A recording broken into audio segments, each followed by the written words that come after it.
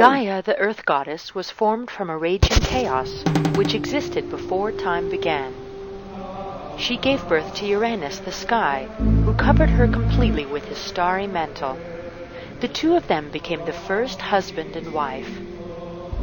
They bore many children, most of which were terrible monsters, creatures with 100 arms, and the Cyclops, mighty giants with one eye each. Uranus feared these powerful creations and hid them deep in the earth. This caused Gaia great pain, as she loved her children. She became angry and plotted to destroy her husband. Finally, Gaia gave birth to several gods and goddesses who were not fearful monsters. Among them was Kronos, who was strong enough to overthrow Uranus. Gaia made him a sickle fashioned from the hardest rock she knew, and gave it to her son with instructions. Kronos hid in his mother's shadow until night fell, and Uranus the sky came to earth. When Uranus was resting at last, Kronos sprang from his hiding place and killed his father with one stroke. Thus Kronos became king of the sky in his father's place. He married Rhea, an earth goddess, and had many more children. He created the first race of men made of gold. This was called the Golden Age, when men didn't have to work, and there was no suffering or death. But Kronos was also cruel and feared his children. After each was born, he ate it whole, with the clothes and all, so he would never be overthrown. Rhea was horrified by this, and with the help of her mother Gaia, managed to give birth to her son Zeus in hiding on the island of Crete. She gave her husband a stone wrapped in baby clothes, which he ate in one gulp. Zeus grew quickly to be the most powerful god ever.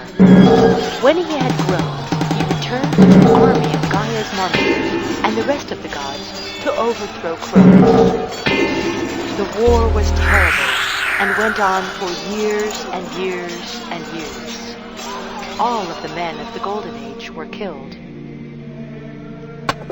Zeus freed his brothers and sisters and built the palace of Olympus, where he ruled the earth and all gods and men.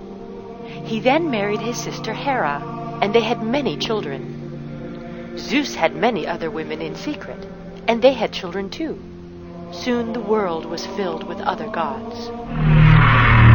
Eventually, Zeus decided to create a second race of men to worship the Olympians. These were made of silver. The silver men were foolish and had no respect for the gods.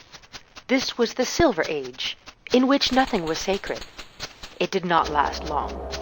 The irreverent silver men angered Zeus, who hid them away deep in the far corners of the underworld. To replace them, Zeus created a third race of men. These were made of bronze, and this began the Bronze Age. The bronze men were aggressive and warlike. They destroyed each other with such venom that Zeus quickly hid these away too in the underworld.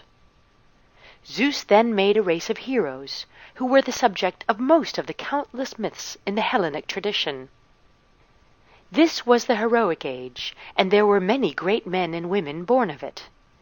When a hero died, he was given a special place in the underworld, called the Blessed Isles, where it is always light and beautiful.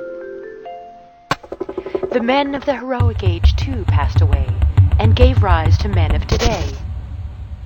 The race that lives now is the Iron Race, which is said to be the hardest of all. Men of the Iron Age must toil all of their lives and suffer and die. But the Iron Men are the strongest of all and will survive the Olympian gods.